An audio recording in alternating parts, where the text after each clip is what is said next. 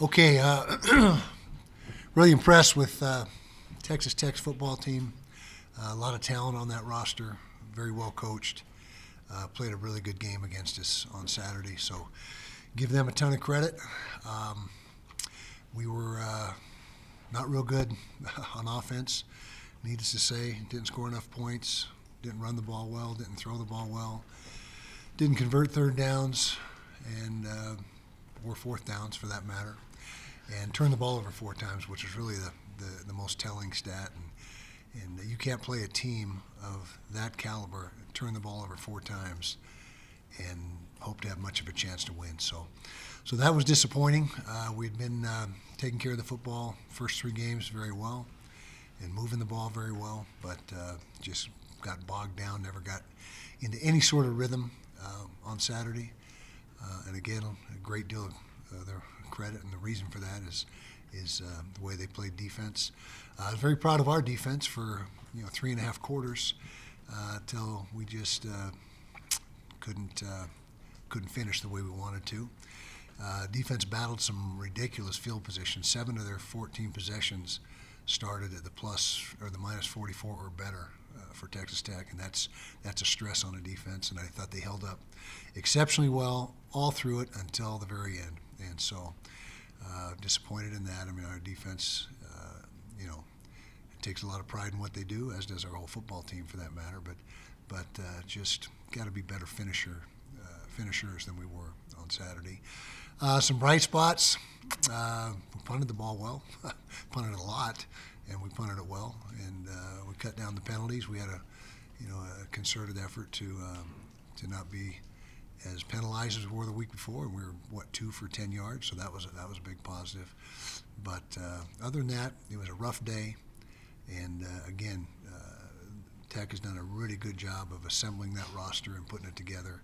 And as I mentioned, they're well coached, and they are a really good football team and very deserving of whatever they're ranked this week. And time to move on. We got West Virginia on the road. It's obviously an East Coast road trip, so we'll leave on Thursday, a day early with a 3:30 kick. If it would have been a night kick, we probably would have just gone out Friday, but a little bit crowded when the kickoff's at 3:30. So we'll take off Thursday and get to West Virginia then. And Rich Rodriguez, excellent football coach, known Rich for a lot of years. Really had it going at Arizona there, and really good offensive mind, outstanding offensive mind, and I got no doubt that he's going to get that program, where he wants it and where he had it before when he was there last time around. He did an outstanding job. So got to bounce back, like I said. Got to have a great week of practice. 24-hour rule. You lick your wounds for 24 hours, and then it's time to get back after it and put your head down and go to work. So questions? All right, we'll start with Justin. Coach Whit. Okay. According to the broadcast team on Saturday, Texas Tech spent half their week during practice teaching how to punch the ball out. Do we teach to safeguard against this practice, and how much time do we allocate to this? We do definitely teach ball security is what we call it, and we have ball security drills every day. And we also teach stripping the football on defense. That's a staple, one of things that we've worked on forever. And so we absolutely do it. And if you say, how much time do you spend on it? Probably about 10 or 15 minutes exclusively, and then every drill you do, it encompasses that as well. Anytime you're in team situations or going offense against defense, you're working on protecting the football offensively and stripping it on defense. So, yep. Kyle, in the last part of the Wyoming game, it seemed like Devin Dampier was limping a little bit. How much was his health, or what was his health like last week, and how much did that impact him against Texas Tech? Well, he was doing the best he could. Wasn't able to practice Tuesday or Wednesday, a little bit Thursday. I'm going to tell you that it definitely impacted Devin. But if you're out there, you got to get it done. And so we never use that as an excuse. Creed Whittemore's dressed for the last few games, but he hasn't seen a single snap. What is his status? What does he need to do to get on the field? Had a little ball security issue early in the season and through fall camp. He's since corrected that, And so now he just needs to, in this program, you don't play on Saturday unless you get it done in practice. And right now he has not played at the level he needs to in practice, or I should say he hasn't played better than the guys that are playing ahead of him. And so as long as he keeps working hard and continues to improve, then he'll, most likely get a shot somewhere down the line. But nothing is given to you in this program. You got to earn every bit of it. Kyle, you said after the game that there were moments where that kind of reminded you of last year. Yeah. I guess now that you're at this point, how do you, I guess, keep this team from spiraling into what happened last year? And are you confident of that not happening? We're very confident that this team is not going to allow that to happen. That's just their attitude, their competitiveness. Now, last year's team was competitive too and had a great attitude, but we've got a lot of things going for us. We just had an off day offensively, and again, Texas Tech had a great deal to do with that, as I mentioned. But we've got really good leadership on this team, and we just got to keep people healthy, and that was really the situation last year. And so, assuming that we won't have a run of bad luck like we did then, but we'll be back. I mean, everyone, you play on a Saturday, and 200 teams play, or however many there are, and half of them lose, and you got to be able to handle it and bounce back. And so that's the situation we're in now. Kyle, looking back on the film, the inability to get the ball to the receivers downfield outside of Brian Davis in the short throws, more of a separation issue? They're not able to get separation? Was it the Texas Tech coverage, or was it just the game plan that didn't allow for that to happen? No, it wasn't the game plan, and we did. We hit Benny on the one, and of course got it called back, and so that was one that we had Tobias Merriweather wide open on one and missed the throw. Partially, their coverage, negated a lot of the opportunities as well. They were in good position most of the time. Ryan Davis did, like you said, have another good day with his possession type receptions. He's 10 for 70, so he was productive. But and I've said it before, we've got to be able to do a better job of pushing the ball down the field, and we had some things dialed up, but between the penalty and overthrow and just not connecting on a couple. We also got a PI in our favor on one of the deep shots, and so, but we got to do better at that. That's one of the, if you were to say what is lacking in the offense right now, that's probably at the top of the list. Kyle, just to follow up on that, in the run game, when you were struggling to run the ball, was that a case of their guys winning one-on-one battles, or are they selling out a little bit to stop the run, maybe going +1 in the box, bring another guy? No, they played primarily split safety looks, which is, not a +1 box situation, and so it was more in hindsight. We were running too lateral. We got to get more downhill. We should have run more downhill run game, and not so much side to side. And that's something that in our self-critique was something that was an error on our part. How do you feel about the team's tackling ability, and how do you kind of clean that up? Yeah, we had our worst tackling day, 23 missed tackles, which for us is way too many, more than double what we should have. They had some really good backs. I know their top back is out for the season, I guess, but the backs that did play were good and created some of those missed tackles. Also missed some tackles on the quarterback. By the way, I was really impressed with their backup quarterback. He's a heck of a player. We probably wish the starter would have never gone out, but he's a good player too. But the backup came in and really did some damage on us. But that tackling is something that we pride ourselves on. We work on it every week. This week will be no different. And we were very sloppy in that regard last week. Very sloppy. Kyle, from last year to this year, there are about 5 fewer attempts over the middle of the field for Devin Dampier. Is that a point of emphasis in the game plan to get the ball more to the sideline than attacking the middle of the field? No, I don't believe so. Jason has never conversated with me about that and saying, hey, let's stay away from the middle of the field. So, no, I don't. It's a good question. I'll ask him. I'll say, what's the deal there? So we'll go from there.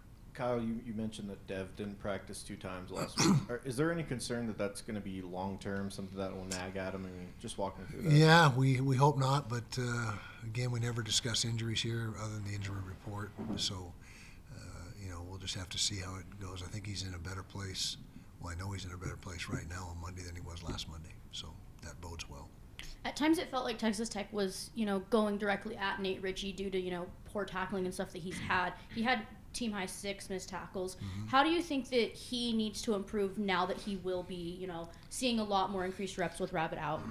Well, he's got to come to balance better. He's getting back, what we call sitting in the chair. He's back on his heels a little bit, so he's got to be better with his body position and balance. Also got to keep his head up, and that's a product of your arms. When your arms go out, your head drops, and so there's a few things technically there that we can help him clean up. And the positive is he's all around the ball. He's always around the ball. I don't know if you can say they were going at him directly, but he's so instinctive and has such a good feel for the position that he studies film.